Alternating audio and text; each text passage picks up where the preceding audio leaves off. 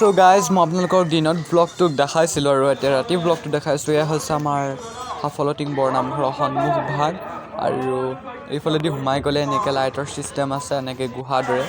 তো সেইটো দেখা পাব।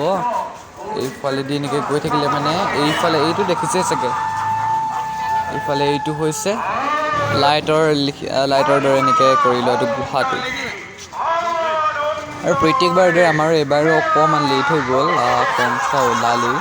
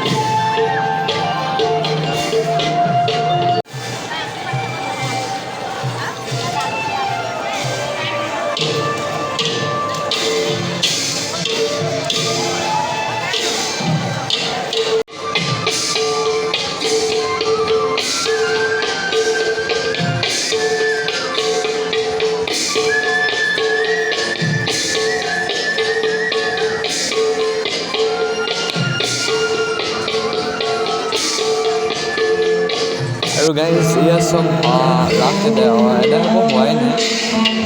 তো তাৰ আগতে মানুহবিলাক কমি নাইকিয়া হৈছিলে। হ'ল এতিয়া আমি ঘৰ যাব লৈছোঁ। এয়া মোৰ দোকান।